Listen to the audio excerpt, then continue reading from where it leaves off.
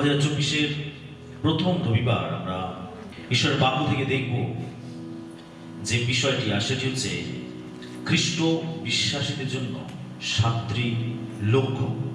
একজন বিশ্বাস হিসাবে আমাদের প্রত্যেকের জীবনে লক্ষ্য থাকা প্রয়োজন আছে। খ্রিস্ট বিশ্বাসীদের জীবনে লক্ষ্য থাকা প্রয়োজন আছে।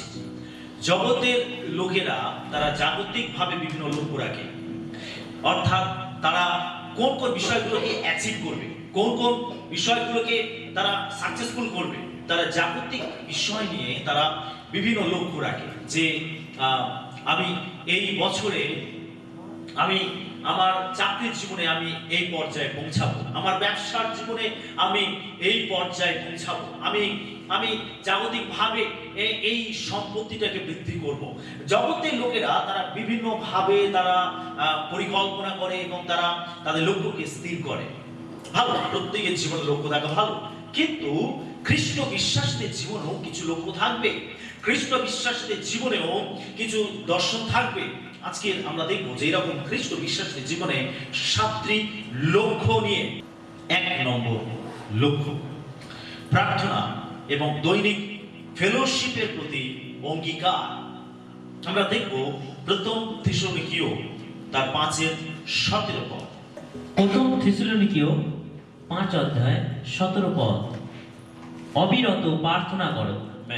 আমরা দেখি প্রথম থিসলনিকীয় তার 5:17 পদে লেখা রয়েছে অবিরত প্রার্থনা করো। অবিরত যে শব্দটা প্রতি আমরা দৃষ্টিপাত করব আসলে হচ্ছে অবিরত। অবিরত মানে বিরামহীন ভাবে, থেমে না গিয়ে, যেটার কোনো বলা যেতে পারে যে ফুল স্টপ থাকবে না, যেটার কোনো দাড়ি থাকবে না, অর্থাৎ ক্রমাগত একটা চলমান একটা প্রসেস যেটা চলতে থাকবে। অবিরত প্রার্থনা করো। একজন খ্রিস্ট বিশ্বাসী তার লক্ষ্য থাকবে যে আমি অবিরত প্রার্থনা করব, অবিরত প্রার্থনা করব। দৈনিক ফেলোশিপের প্রতি আমাদের অঙ্গীকার করার প্রয়োজন আছে যে আমি প্রত্যেকদিন ঈশ্বরের সঙ্গে ফেলোশিপ করব, আমি ঈশ্বরের সঙ্গে আমি সহভাগিতা করব, আমি ঈশ্বরের সঙ্গে গমনাগমন করব, আমি ঈশ্বরের সামনে আসবো প্রত্যেকদিন। সেজন্য আমাদের অবিরত প্রার্থনা এবং ফেলোশিপের প্রতি আমাদের অঙ্গীকার করার প্রয়োজন আছে। যখন আমরা নতুন একটা বছর পেয়েছি, নতুন একটা সুযোগ পেয়েছি, যখন আমরা নতুন বছর দেখতে পাই, তখন আমাদের কাছে নতুন সুযোগ, নতুন অপরচুনিটি আমাদের কাছে থাকে কিছু করার জন্য। আর সেই জন্য যাতে আমরা এই 2024-এ আমরা ঈশ্বরের সঙ্গে আমাদের ফেলোশিপকে আরো মজবুত করতে পারি, ঈশ্বরের সঙ্গে আমাদের গমনাগমনকে আরো মজবুত করতে পারি, ঈশ্বরের সঙ্গে আমাদের সম্পর্ককে আরো মজবুত করতে পারি। আর সেই জন্য আমাদের দৈনিক ফেলোশিপ এবং প্রার্থনার প্রতি আমাদের অঙ্গীকার থাকা প্রয়োজন আছে, অঙ্গীকার করা প্রয়োজন আছে, আমাদের অবিরত প্রার্থনা করা প্রয়োজন আছে। হালেলুয়া। যদি আমরা চাই এই 2024-এ নতুন বছরে আমরা আমাদের জীবনে আমরা অনেক ঈশ্বরের আশীর্বাদ লাভ করব, আমরা অনেক ঈশ্বরের জন্য কাজ করব, আমরা অনেক বেশি সাক্ষ্য বহন করব, আমরা অনেক যে লক্ষ্য আমরা স্থির করেছি সেগুলোকে পূরণ করব, তাহলে আমাদের জীবনে দরকার অবিরত প্রার্থনা এবং দৈনিক ফেলোশিপ ঈশ্বরের সঙ্গে, প্রত্যেক দিনের কন্ট্যাক্ট ঈশ্বরের সঙ্গে, প্রত্যেক দিনের যোগাযোগ ঈশ্বরের সঙ্গে। আর সেটা আমাদের প্রার্থনার মাধ্যমে আমরা করতে পারি। Amen, hallelujah. কি আপনি প্রস্তুত আছেন? আমেন। 365 দিন আপনাকে ঈশ্বরের সামনে দেখতে পাওয়া যাবে। 365 দিন আপনি ঈশ্বরের সঙ্গে সহভাগিতা করবেন। হালেলুয়া। এই অঙ্গীকার আমাদের বছরের শুরুতে করার প্রয়োজন আছে। আমরা দেখব 2 নম্বর যে লক্ষ্য খ্রিস্ট বিশ্বাসী জীবনে থাকতে হবে, সেটা হচ্ছে ঈশ্বরের বাক্যে বৃদ্ধি। আমরা দেখব 2 তিমথিয় তার 3 অধ্যায় 16 এবং 17 পদ। 2 তিমথিয় 3 অধ্যায় 16 ও 17 পদ। ঈশ্বর নিঃশ্বাসিত প্রত্যেক শাস্ত্রলিপি আবার শিক্ষার, অনুযোগের, সংশোধনের, ধার্মিকতা সম্বন্ধীয় শাসনের নিমিত্ত উপকারী, যেন ঈশ্বরের লোক পরিপক্ক সমস্ত সৎকর্মের জন্য সুসজ্জীভূত হয়। আমেন। আমাদের এই লক্ষ্য থাকা প্রয়োজন যে আমি ঈশ্বরের বাক্যে বেড়ে উঠবো, আমি ঈশ্বরের বাক্যে বেড়ে উঠবো, আমি ঈশ্বরের বাক্যে নিজেকে গেঁথে তুলবো, আমি বৃদ্ধি পাবো আত্মিকভাবে, ঈশ্বরের বাক্যে আমি আরো বেড়ে উঠবো। যদি আপনি আপনার আত্মিক জীবনে বৃদ্ধি চান, তাহলে আপনাকে ঈশ্বরের বাক্যেতেই বৃদ্ধি লাভ করতে হবে। ঈশ্বরের বাক্যেতে আপনাকে বৃদ্ধি পেতে হবে। যদি আপনি ঈশ্বরের বাক্যেতে বৃদ্ধি পেতে চান, তাহলে আপনাকে ঈশ্বরের বাক্যের সঙ্গেও সহভাগিতা করতে হবে। ঈশ্বরের বাক্যের সামনেই আপনাকে আসতে হবে। ঈশ্বরের বাক্য আপনাকে যথেষ্ট সময় নিয়ে পড়তে হবে। ঈশ্বরের বাক্যের জন্য আপনাকে যথেষ্ট সময় ব্যয় করতে হবে।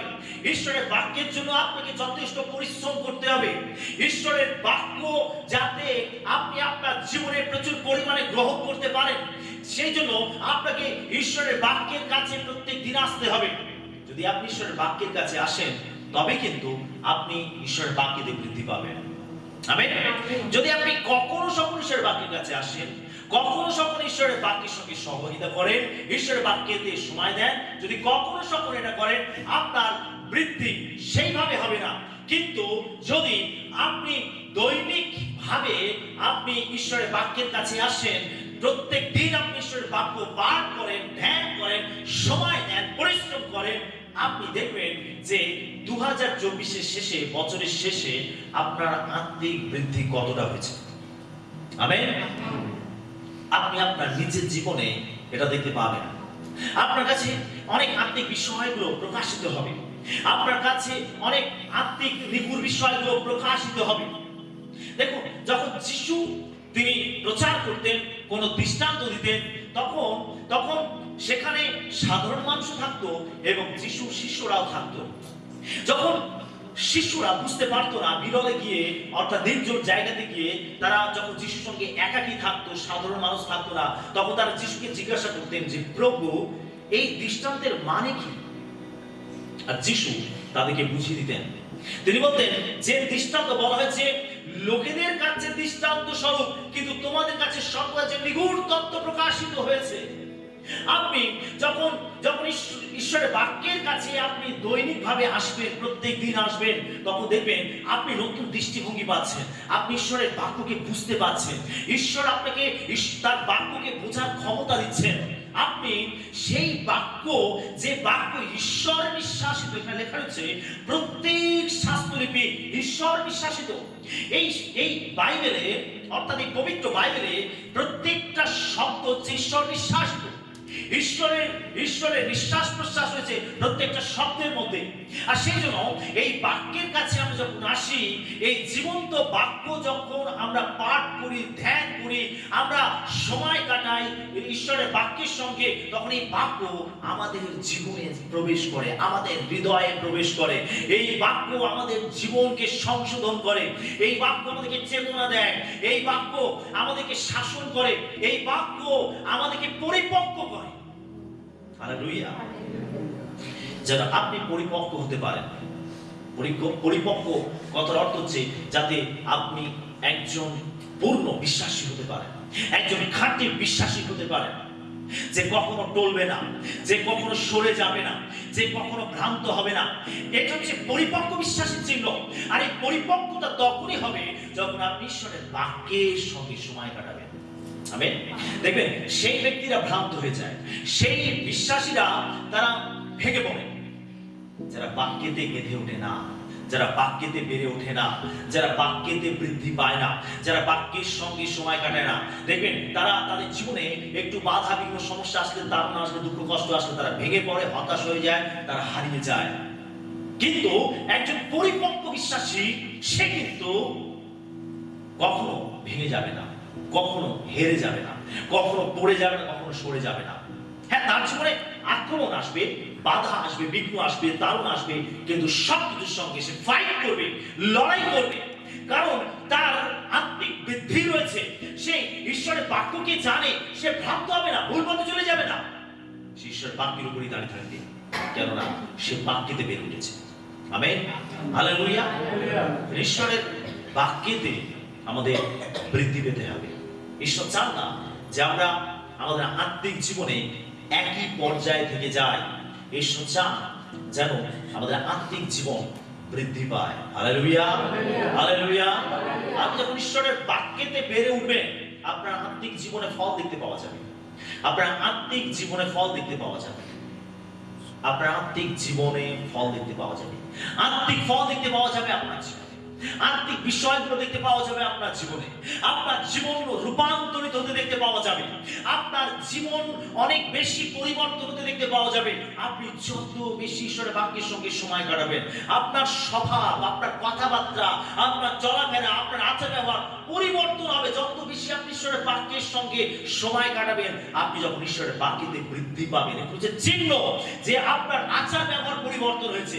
আপনি একরকম ছিলেন, আপনার টোটালি জীবন পরিবর্তন হয়েছে, আপনার কথাবার্তা পরিবর্তন হয়েছে, আপনার জীবনযাপন পরিবর্তন হয়েছে। এটা তখনই সম্ভব যখন আপনি ঈশ্বরের বাক্যেতে বৃদ্ধি পাবেন। এটা হচ্ছে বৃদ্ধির চিহ্ন। আমরা অনেকে আছি বহুবার, বহু সময় ধরে আমরা হয়তো প্রভুতে আছি, কিন্তু আমরা বাক্যেতে গেঁথে উঠিনি, আমরা বাক্যকে বৃদ্ধি পাইনি, আমরা ঈশ্বরের বাক্যকে ধ্যান করিনি, ঈশ্বরের বাক্যের সঙ্গে সহভাগিতা করিনি। যে বাক্য আমাদেরকে শাসন করে, যে বাক্য আমাদেরকে অনুযোগ করে, যে বাক্য আমাদের বিশ্বাসকে বৃদ্ধি করে, যে বাক্য আমাদের আত্মিকভাবে পরিপক্ক করে, আমরা সেই বাক্যের সঙ্গে আমরা সহভাগিতা করিনি, সেই বাক্যকে নিয়ে আমরা ধ্যান করিনি, চিন্তা করিনি, তো আমাদের আত্মিক বৃদ্ধি কিভাবে হবে? সেখানে নতুন বছরে ঈশ্বর নতুন সুযোগ দিয়েছেন যেন আপনি বাক্যেতে বৃদ্ধি পান। হালেলুয়া। আপনাকে বাক্যেতে বৃদ্ধি পেতে হবে, সে ঈশ্বরের বাক্যেতে আপনাকে সময় কাটাতে হবে। 3 নম্বর, দৈনিক জীবনে পবিত্রতার সন্ধান করুন। আমরা দেখব প্রথম পিতর 1:16 পদ। প্রথম পিতর 1:16 কেননা লেখা আছে, তোমরা পবিত্র হইবে, কারণ আমি পবিত্র। ঈশ্বর চান যেন আমরা পবিত্রতার সন্ধান করি, যেন আমরা পবিত্রতার অভ্যাস করি আমাদের দৈনন্দিন জীবনে, যেন আমরা পবিত্রভাবে জীবনযাপন করি। পবিত্রতা এমন একটা বিষয় যেটা ছাড়া কেউ ঈশ্বরের সান্নিধ্যে আসতে পারে না। পবিত্রতা ঈশ্বর পছন্দ করেন, কারণ আমাদের ঈশ্বরের পবিত্র, তিনি হলেন পবিত্র। তিনি সবকিছু সহ্য করতে পারেন, কিন্তু তিনি পাপকে কখনো সহ্য করতে পারেন না। পাপ হলো ঈশ্বরের চিরশত্রু। পাপ আমাদের জীবনকে ধ্বংস করে, পাপ ঈশ্বর থেকে আমাদেরকে বিচ্ছিন্ন করে। পাপ, যখন ঈশ্বর আদম হাওয়াকে সৃষ্টি করেছিলেন, তখন তাদের মধ্যে কোনো পাপ ছিল না, আর সেজন্য তারা অনায়াসে ঈশ্বরের সম্মুখে আসতে পারতেন। তারা ঈশ্বর তাদের সঙ্গে গমনাগমন করতে পারতেন। তাদের মধ্যে কোনো প্রাচীর ছিল না, কোনো দূরত্ব ছিল না, কোনো রকম কোনো ব্যবধান ছিল না। কিন্তু যখনই আদম এবং হওয়া ঈশ্বর নিষিদ্ধ কাজ করলো, অর্থাৎ তারা যখন পাপেতে পড়ে গেল, আমরা তখনই দেখতে পাই যে ঈশ্বর থেকে তারা বিচ্ছিন্ন হয়ে গেল। ঈশ্বর এবং তাদের মাঝখানে প্রাচীর তৈরি হলো। এখন আদম লুকিয়ে রয়েছে গাছের আড়ালে। এর আগে কখনো আদম লুকায়নি। এর আগে যখন ঈশ্বর আসতেন তাদের সঙ্গে সাক্ষাৎ করতে, তখন আদম হাওয়া দৌড়ে আসতো ঈশ্বরের কাছে। তারা ঈশ্বরের মহিমাকে দেখতো, কিন্তু তারা মারা পড়তো না। তারা ঈশ্বরের উপস্থিতির মধ্যে আসতো, তারা মারা পড়তো না। তারা ঈশ্বরের সঙ্গে গমনাগমন করতো, তারা মারা পড়তো না। তার কারণ তাদের মধ্যে কোনো পাপ ছিল না। কিন্তু যখনই তারা পাপীতে পড়ে গেল, তখনই আদম নিজেকে আড়াল করলো, নিজেকে লুকালো। ঈশ্বর তিনি তাদেরকে দেখতে না পেয়ে তিনি ডাকলেন, আদম তুমি কোথায়? আদম কি বলেছিল? ঈশ্বর, আমি এখানে, আমি গাছের আড়ালে লুকিয়ে আছি। প্রিয় বিশ্বাসী, আমরা ঈশ্বরের মধ্যে লুকাবো না আমরা ঈশ্বর থেকে লুকাবো? যদি আমরা ঈশ্বর থেকে লুকাচ্ছি, তার মানে আমাদের জীবনে পাপ রয়েছে, আমাদের জীবনে কিছু গন্ডগোল রয়েছে, আমাদের জীবনে কিছু সমস্যা রয়েছে। যদি আমরা ঈশ্বর থেকে লুকাচ্ছি, দেখুন মানুষ কখন ঈশ্বর থেকে লুকায়, কখন প্রার্থনা থেকে সরে যায়। লুকানো মানে ঈশ্বর থেকে পালিয়ে যাও, ঈশ্বর থেকে সরে যাও। কখন? যখন মানুষ ঈশ্বরের বিরুদ্ধে পাপ করে, তখন দেখবেন মানুষ ঈশ্বর থেকে লুকায়। তার মানে কি? সে প্রার্থনা থেকে সরে যায়, সে ঈশ্বরের বাক্য থেকে সরে যায়, সে সহভাগিতা থেকে সরে যায়, সে মণ্ডলী থেকে সরে যায়, ঈশ্বরের সেবা কাজ থেকে সরে যায়। তার কারণ তার জীবনে পাপ প্রবেশ করেছে। সে ঈশ্বর থেকে লুকাচ্ছে বা ঈশ্বর থেকে পালিয়ে বেড়াচ্ছে। মনে পড়ছে জোনার কথা? মনে পড়ছে তো? জোনাকে ঈশ্বর কি বলেছিলেন? জোনা, তুমি নিনবিতে যাবে এবং সেখানে গিয়ে তুমি প্রচার করবে, লোকেদেরকে চেতনা দেবে। কিন্তু জোনা কি করেছিল? সে দোষী, সে পালিয়ে যাচ্ছিল। আর সে পালিয়ে যাচ্ছে, আর সে জাহাজের একটা গোপন জায়গাতে গিয়ে সে ঘুমোচ্ছে, নিজেকে আড়াল করছে, লুকাচ্ছে, পালাচ্ছে। তার মানে সে ঈশ্বরের অবাধ্য হয়ে সে পালাচ্ছে, তার মধ্যে ভয় রয়েছে। বিশ্বাসী, যখন আমরা পাপের মধ্যে থাকি আমাদের জীবনে ভয় থাকে। যখন আমরা পাপের মধ্যে থাকি তখন আমরা ঈশ্বর থেকে পালাই, ঈশ্বর থেকে দূরে সরে যাই। সেই জন্য আমাদের দৈনন্দিন জীবনে যদি আমরা পবিত্রতার অভ্যাস করি, পবিত্র ভাবে যদি আমরা চলি, তাহলে আমরা আরো বেশি ঈশ্বরকে লাভ করতে পারবো, আরো বেশি ঈশ্বরের সান্নিধ্যে থাকতে পারবো। ঈশ্বর তত বেশি আমাদের কাছে নিজেকে প্রকাশ করবেন। আমরা ঈশ্বরের উপস্থিতি লাভ করব, আমরা ঈশ্বরের সঙ্গে গমনাগমন করব, আমরা আত্মিকভাবে আমরা খুশি থাকবো, আমরা আত্মিকভাবে আনন্দিত থাকবো, আমরা আত্মিক জীবনে তৃপ্তি লাভ করব। পবিত্রতার অভ্যাস আমাদেরকে করতে হবে, আমাদের দৈনন্দিন জীবনে পবিত্রতার অভ্যাস করতে হবে, পাপ থেকে আমাদেরকে সরে থাকতে হবে। Amen, hallelujah. এই নতুন বছরে আসলে আমরা নতুন ভাবে চলি, আমরা পবিত্রতার অভ্যাস করি। আমি পাপ থেকে নিজেকে রক্ষা করব। সেই জন্য বিশ্বাসের দিকে মেষ বলে উল্লেখ করা হয়েছে। যে সোজা আমার মেষের আমার রব শোনে, আমার মেষের আমার পশ্চাৎগামী হয়, আমি আমার মেষেদেরকে চিনি। অর্থাৎ খ্রিস্টের অনুসারীদেরকে যারা যিশুকে অনুসরণ করে তাদেরকে মেষের সঙ্গে তুলনা করা হয়েছে। যিশু বলেন, শেষ সময় আমি মেষ আর ছাগকে পৃথক করব। ছাগ হচ্ছে অবাধ্যতা চিহ্ন, অবাধ্য পাপী বিশ্বাসীদের চিহ্ন, কিন্তু মেষ হলো পবিত্র বিশ্বাসীদের চিহ্ন। আমাদেরকে মেষের সঙ্গে তুলনা করেছে কেন? তার কারণ মেষ যদি পাঁকের মধ্যে পড়ে যায়, কোনো গর্তের মধ্যে পড়ে যায়, সে যতক্ষণ তার মধ্যে জীবন থাকবে সে ততক্ষণ মধ্যে লড়াই করবে সেখান থেকে বেরিয়ে আসার জন্য। কিন্তু একটা শূকর যদি পাঁকের মধ্যে পড়ে, সে সেখানে আনন্দ করবে, আনন্দ উপভোগ করবে, এনজয় করবে। সে পাক মাখবে, কাদা মাখবে, আবর্জনা মাখবে, সেখানে ডিগবাজি খাবে, সেখানে গা ডুবিয়ে বসে থাকবে, এনজয় করবে। কিন্তু একটি মেষ যতক্ষণ না ওই মাঠ থেকে বেরোতে পারবে, সে প্রাণপণ করবে, সে চেষ্টা করবে, লড়াই করবে। যদি সে মারাও যায় তবু কিন্তু সে তার লড়াই ছাড়বে না। আমেন। যদি একটা মেষ আর একটা শূকরের মধ্যে পার্থক্য, সেই জন্য বিশ্বাসীদেরকে মেষের সঙ্গে তুলনা করা হয়েছে। তাই আমাদের সবসময় পবিত্রতার অভ্যাস করতে হবে, দৈনন্দিন জীবনে আমাদের পবিত্রতার অভ্যাস করতে হবে। 4 নম্বর, সমস্ত পরিস্থিতিতে কৃতজ্ঞতা অনুশীলন করুন। আমরা প্রথম থেসলোনিকীয় 5:18 পদ দেখব। প্রথম থেসলোনিকীয় 5:18 পদ, সর্ববিষয়ে ধন্যবাদ করো, কারণ খ্রিস্ট যিশুতে ইহাই তোমাদের উদ্দেশ্যে ঈশ্বরের ইচ্ছা। ঈশ্বর চান যেন আমরা সমস্ত পরিস্থিতিতে আমরা কৃতজ্ঞ থাকি, অর্থাৎ ধন্যবাদ জ্ঞাপন করি সমস্ত পরিস্থিতিতে। লেখা রয়েছে সর্ব বিষয়ে ধন্যবাদ করো। আমাদের জীবনে যাই কিছু ঘটুক আমরা যেন ধন্যবাদ দেই। আমরা অনুযোগ না করে, দোষারোপ না করে, তিরস্কার না করে, বিদ্রুপ না করে আমরা যেন ঈশ্বরকে ধন্যবাদ দেই সমস্ত পরিস্থিতিতে। সেটা ভালো হতে পারে, খারাপ হতে পারে। আমেন। ভালো হলে তো আমরা অবশ্যই ঈশ্বরের কাছে কৃতজ্ঞ হব, কিন্তু যদি আমাদের জীবনে খারাপ পরিস্থিতিও আসে আমরা যেন ঈশ্বরের কাছে কৃতজ্ঞ থাকি। তার কারণ বাইবেল আমাদেরকে বলে যে যারা ঈশ্বরকে প্রেম করে, যারা তার সংকল্প অনুসারে আহুত, তাহাদের পক্ষে সকলে মঙ্গল আর একসঙ্গে কার্য করতেছে। আমেন। যা কিছু বিশ্বাসের জীবনে ঘটে, যা কিছু সবকিছু মঙ্গলের জন্যই ঘটে। যদি আমাদের জীবনে খারাপ পরিস্থিতি আসে, ঈশ্বর যদি অনুমতি দিচ্ছেন আমাদের জীবনে খারাপ পরিস্থিতি, তাহলে তার পিছনে ঈশ্বরের কিছু মঙ্গল কার্য লুকিয়ে রয়েছে। আর সেই জন্য আমাদের জীবনে যদি খারাপ পরিস্থিতিও আসে আমরা যেন প্রভুকে ধন্যবাদ দেই। আমেন। বাইবেল বলছে সর্ব বিষয়ে ধন্যবাদ করো।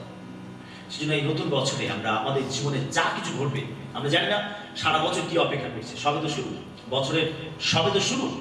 আমরা সারা বছর জানি না কি অপেক্ষা করছে, কত ভালো জিনিস রয়েছে, কত খারাপ পরিস্থিতি রয়েছে, আমরা কেউ জানি না, ঈশ্বর জানেন।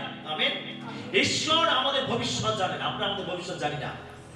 আমাদের ভবিষ্যৎ ঈশ্বরের কাছেই রয়েছে। যদি ঈশ্বর কিছু অ্যালাউ করছেন, ঈশ্বর কিছু পাঠাচ্ছেন, তার পিছনে ঈশ্বরের মহৎ উদ্দেশ্য থাকে। তার কারণ ঈশ্বর ঈশ্বর ধার্মিকের পরীক্ষা করে, অধার্মিকের নয়। যদি ঈশ্বর ধার্মিককে পরীক্ষা করার জন্য যদি কোনো খারাপ পরিস্থিতি আমাদের জীবনে অ্যালাউ করেছেন, অনুমতি দিয়েছেন, তার পিছনে ঈশ্বরের মহৎ উদ্দেশ্য রয়েছে। আর সেই জন্য যদি আমাদের জীবনে খারাপ পরিস্থিতি আসে, আমাদেরকে জানতে হবে এটা মঙ্গলের জন্য। আর তাই আমাদের ঈশ্বরকে কি করতে হবে? ধন্যবাদ জ্ঞাপন করতে হবে, কৃতজ্ঞতা জ্ঞাপন করতে হবে। আমেন। আরে ভালো কিছু হলে তো আমরা সকলেই ধন্যবাদ দিতে পারি, এটা তো খুবই সহজ বিষয়। কিন্তু যদি খারাপ কিছু ঘটে, আমরা ধন্যবাদ না দিয়ে আমরা কি করি? তিরস্কার করি, বিদ্রুপ করি, আমরা একে অন্যকে দোষারোপ করি। হালেলুয়া। যেন সমস্ত পরিস্থিতিতে আমাদের কৃতজ্ঞতা অনুশীলন করতে হবে। আজ থেকেই তা করবেন। আমেন। Hallelujah, hallelujah. যদি কেউ আপনাকে নিন্দা করছে, তার জন্য ঈশ্বরকে ধন্যবাদ দিন। যদি আপনি অসুস্থ হয়ে গেছেন, ঈশ্বরকে ধন্যবাদ দিন। যদি আপনার জীবনে অভাব রয়েছে, ঈশ্বরকে ধন্যবাদ দিন। যদি আপনার জীবনে কষ্ট রয়েছে, ঈশ্বরকে ধন্যবাদ দিন। ধন্যবাদ দিন। সমস্ত পরিস্থিতিতে আমাদের কৃতজ্ঞতা অনুশীলন করতে হবে। আর আজকে থেকেই আমরা করব। আমেন। হালেলুয়া। 5 নম্বর, আত্মার ফল বিকাশ করা, অর্থাৎ আত্মার ফলকে বৃদ্ধি করা। আমরা দেখব গালাতীয় তার 5:22 এবং 23 পদ। গালাতীয় 5 অধ্যায় 22 ও 23 পদ। কিন্তু আত্মার ফল প্রেম, আনন্দ, শান্তি, দীর্ঘ সহিষ্ণুতা, মাধুর্য, মঙ্গলভাব, বিশ্বস্ততা, মৃদুতা, ইন্দ্রিয় দমন, এই প্রকার গুণের বিরুদ্ধ ব্যবস্থা নাই। আমরা দেখতে পাই যে মাংসের ফল আছে, আবার আত্মার ফল আছে। মাংসের ফল হচ্ছে আমাদের জীবনকে ধ্বংস করে, কিন্তু আত্মার ফল আমাদের জীবনকে গড়ে তোলে। সেজন্য আমাদের মাংসের ফলগুলো, মাংসের চাহিদাগুলো, মাংসের ইচ্ছাগুলো, বিলাসগুলোকে মারতে বলা হয়েছে। কেন? মাংস কোন উপকারী নয়, কিন্তু আত্মার জীবন দেয়। আর সেজন্য আমাদের আত্মার ফল আমাদের জীবনকে যদি পরিচালনা করে, আমাদের জীবনে যদি আত্মার ফল থাকে, তাহলে আমরা আত্মিকভাবে বৃদ্ধি পাবো।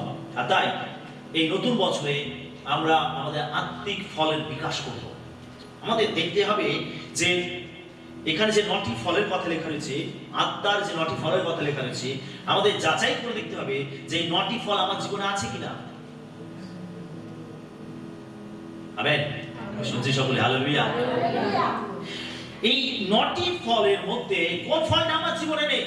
দেখুন, একজন বিশ্বাসী আত্মিক যে বরদান রয়েছে, আত্মার যে বরদান রয়েছে, যে 9টা বরদান রয়েছে, সেই বরদান একজন খ্রিস্ট বিশ্বাসী জীবনে নাও থাকতে পারে, 9টা বরদানই নাও থাকতে পারে, কিন্তু একজন খ্রিস্ট বিশ্বাসী জীবনে 9টা ফল থাকতে হবে। আমেন। একজন খ্রিস্ট বিশ্বাসী তার জীবনে 9টি ফলই সে লাভ করতে পারে। হ্যাঁ, 9টা বরদান যে রয়েছে, সেই 9টা বরদানের মধ্যে হয়তো সব বরদান একজন বিশ্বাসী জীবনে নাও থাকতে পারে। পবিত্র আত্মা 9টা বরদান একজন বিশ্বাসী জীবনে নাও দিতে পারে, কিন্তু 9টা ফল প্রত্যেক খ্রিস্ট বিশ্বাসী জীবনে থাকতে হবে। আর তাই এই বছরে আমাদের দেখতে হবে যে কোন ফলটি আমার জীবনে নেই। আত্মার যে ফলের কথা এখানে উল্লেখ করা রয়েছে, এই আত্মার 9টি ফলের মধ্যে কোন ফলটা আমার জীবনে নেই, আপনি সেটাকে মার্ক করুন এবং সেটাকে বিকাশ করুন, সেটাকে বৃদ্ধি করুন, সেটাকে লাভ করুন আপনার জীবনে। আপনার টার্গেট থাকতে হবে এই বছরে আমি 9টা যে আত্মার ফল রয়েছে, আমি 9টা আত্মার ফলই লাভ করবো পবিত্র আত্মার কাছ থেকে। আমেন। এটা আপনার লক্ষ্য থাকতে হবে, লক্ষ্য থাকতে হবে। সবকটা ফলই আপনার মধ্যে থাকতে হবে। যদি সবকটা ফল আপনার জীবনে থাকে, তাহলে আপনার জীবন দ্বারা ঈশ্বর অনেক বেশি মহিমান্বিত হতে পারবেন। আপনার জীবন অনেক বেশি ঈশ্বরের জন্য ব্যবহৃত হতে পারবে। ঈশ্বর আপনাকে ব্যবহার করতে পারবেন। ঈশ্বর আপনার জীবন দ্বারা গৌরবান্বিত হবে। আমাদের লক্ষ্য হওয়া উচিত কিভাবে আমি আমার জীবন দ্বারা ঈশ্বরকে গৌরবান্বিত করতে পারি। যখন এই 9টা ফল আপনার জীবনে থাকবে, তখন আপনার জীবন দ্বারা ঈশ্বর অনেক বেশি গৌরবান্বিত হবে। আর তাই এই বছরে আমাদের লক্ষ্য থাকতে হবে যেন আমি আত্মার যে 9টি ফল রয়েছে সেই ফলগুলোকে আমি বিকাশ করতে পারি, বৃদ্ধি করতে পারি। আমেন। জোরে বলি আমেন। হালেলুয়া। জগতের লোকেরা টাকা পয়সা বৃদ্ধি করবে, সম্পত্তি বৃদ্ধি করবে, পদোন্নতি করবে, অনেক জাগতিক বিষয়ের প্রতি তাদের লক্ষ্য থাকতে পারে। কিন্তু একজন খ্রিস্ট বিশ্বাসী সে সবসময় তার আত্মিক জীবন নিয়ে চিন্তা ভাবনা করবে, কিভাবে তার আত্মিক জীবনকে সে বৃদ্ধি করতে পারে। আর এটা প্রত্যেক খ্রিস্ট বিশ্বাসী থাকা উচিত। আমরা 6 নম্বর যে লক্ষ্য আমরা সেটা দেখব, সেটা হচ্ছে খ্রিস্টীয় সভায় সক্রিয় অংশগ্রহণ। আমরা ইব্রিয় 10 অধ্যায় 24 ও 25 পদ দেখব। ইব্রিয় 10 অধ্যায় 24 ও 25 পদ। আইসো, আমরা পরস্পর মনোযোগ করি, যেন প্রেম ও সৎ ক্রিয়ার সম্বন্ধে পরস্পরকে উদ্দীপিত করিয়া তুলিতে পারি, এবং আপনারা সমাজে সভাস্থ হওয়া পরিত্যাগ না করি, যেমন কাহারও কাহারও অভ্যাস, বরং পরস্পরকে চেতনা দিই। আর তোমরা সেই দিন যত অধিক সন্নিকট হইতে দেখিতেছ, ততই যেন অধিক এ বিষয়ে তৎপর হই।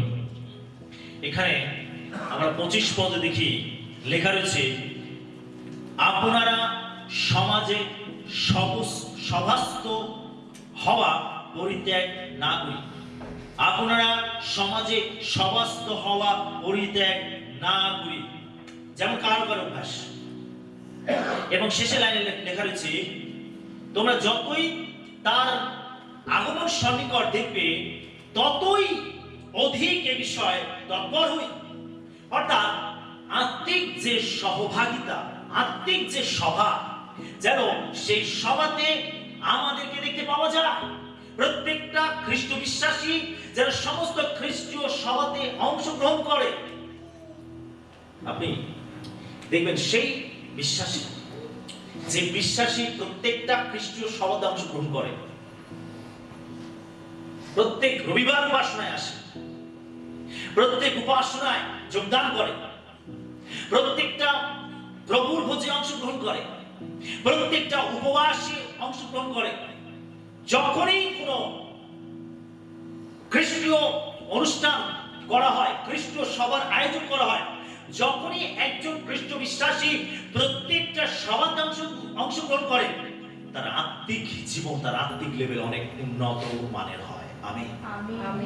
কিন্তু যে কখনো সখনো আসে, আজও 1 জানুয়ারিতে ডুবোজাহাজের মতো ওই ডুবে গেল, উঠলো কখন? গুড ফ্রাইডের সময়, আবার ডুবে গেল, আবার উঠলো কবে? হঠাৎ করে হুশ করে ঠেলে উঠলো মাঝে মধ্যে। এই ধরনের খ্রিস্ট বিশ্বাসীদের আত্মিক জীবন কখনো বৃদ্ধি পাবে না, কখনো বৃদ্ধি পাবে না। সেই জন্য আমাদের এই 2024 নতুন বছরে আমাদের লক্ষ্য থাকতে হবে যে আমি আরো বেশি করে প্রত্যেকটা খ্রিস্টীয় সভাতে অংশগ্রহণ করব। এটা আমার টার্গেট, এটা আমার লক্ষ্য। আমাকে কদাচ দেখতে পাওয়া যাবে তা নয়, কখনো স্বপ্ন দেখতে পাওয়া যাবে তা নয়, কিন্তু যেন প্রত্যেকটা খ্রিস্টীয় সভাতে আমাকে দেখতে পাওয়া যায়, এটা আমাদের লক্ষ্য থাকতে হবে। এই নতুন বছরে আমাদের লক্ষ্য থাকতে হবে। অনেকে বিভিন্ন অজুহাত দেয়, বিভিন্ন অজুহাত তৈরি করে, আমার এই সমস্যা, আমার ওই সমস্যা, আমি সেই জন্য নিয়মিতভাবে আসতে পারি না, আমি প্রত্যেকটা উপাসনায় যোগদান করতে পারি না, আমি প্রত্যেকটা প্রভুভোজে অংশগ্রহণ করতে পারি না, আমি অনেক দূরে থাকি, আমার এই সমস্যা সেই সমস্যা। আমরা বিভিন্ন অজুহাত দেই। আমরা অজুহাতকে সরিয়ে রাখবো। আমাদের লক্ষ্য থাকবে যে আমি প্রত্যেকটা খ্রিস্টীয় সভাতে যেন আমি অংশগ্রহণ করতে পারি। আমেন। Hallelujah, hallelujah. প্রভু এবং আপনার মাঝখানে যেন কোনো রকম অজুহাত না থাকে। ঈশ্বর আমাদেরকে ডান হাত বাঁ হাত দুটো হাত দিয়েছেন, অজুহাত দেন। আমেন। ঈশ্বরের কাছে অজুহাত নেই। তিনি তার প্রতিমূর্তিতে তার সাদৃশ্যে তৈরি করেছেন, তার মতো করে আমাদেরকে তৈরি করেছেন। ঈশ্বর অজুহাত আমাদের জীবনে দেখতে চান না। অজুহাত শয়তানের থেকে আসে, অজুহাত শয়তানের কাছ থেকে আসে। যেন আমরা আমাদের জীবনে কোনো অজুহাত দেখাবো না, যেন আমরা প্রত্যেকটা খ্রিস্ট সভাতে অংশগ্রহণ করি, যেন আমাদেরকে দেখতে পাওয়া যায়। প্রত্যেক বলি, প্রভু আমি অঙ্গীকার করছি যে নতুন বছরে প্রত্যেকটি খ্রিস্ট সভাতে আমি অংশগ্রহণ করব, আমি প্রাণপণ করব বিষয়। Amen, hallelujah, hallelujah. আমি বিশ্বাস করি যদি আপনি আপনার অঙ্গীকারে অটল থাকেন, আপনার আত্মিক জীবন অনেক বেশি উন্নত মানের হবে। আমেন। 7 নম্বর শেষ যে লক্ষ্য খ্রিস্ট বিশ্বাসী জীবনে থাকতে হবে, সহানুভূতি এবং সেবার হৃদয়কে বিকাশ করা। আমরা এফেসীয় 4:32 পদ দেখব। ইফিসীয় 4:32 পদ। তোমরা পরস্পর মধুর স্বভাব ও করুণ চিত্ত হও, পরস্পর ক্ষমা করো, যেমন ঈশ্বরও খ্রিস্টে তোমাদিগকে ক্ষমা করিয়াছেন। আমেন। এখানে লেখা রয়েছে তোমরা পরস্পর মধুর স্বভাব ও করুণ চিত্ত হও।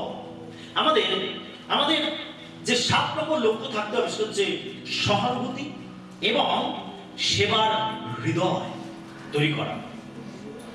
আমাদের জীবনে সহানুভূতি অর্থাৎ করুণ চিত্ত, মধুর স্বভাব আমাদের প্রত্যেক খ্রিস্ট বিশ্বাসী জীবনে থাকতে হবে।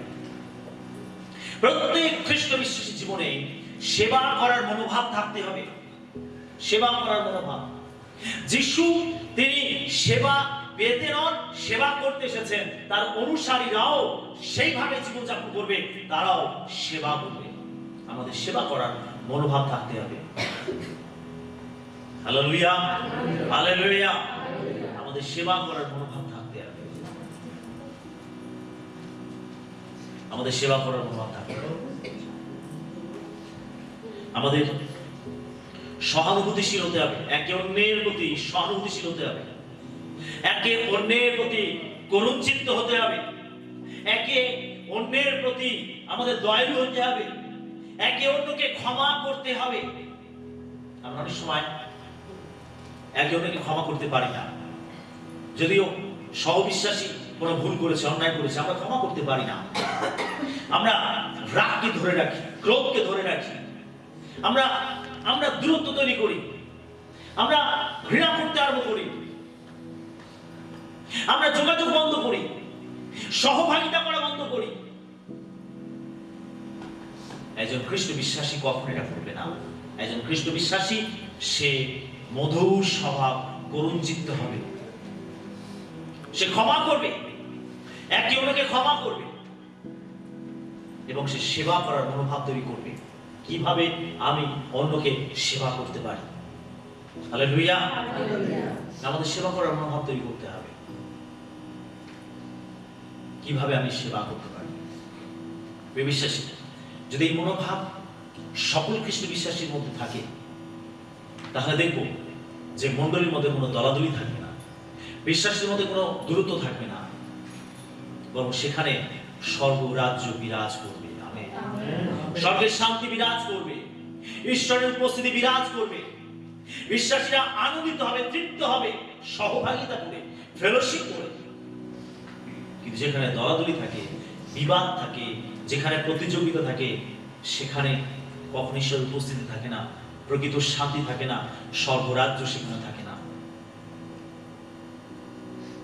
সেটা আমাদের মধ্যে দরকার সহানুভূতি, আমাদের মধ্যে দরকার সেবা করার কথা।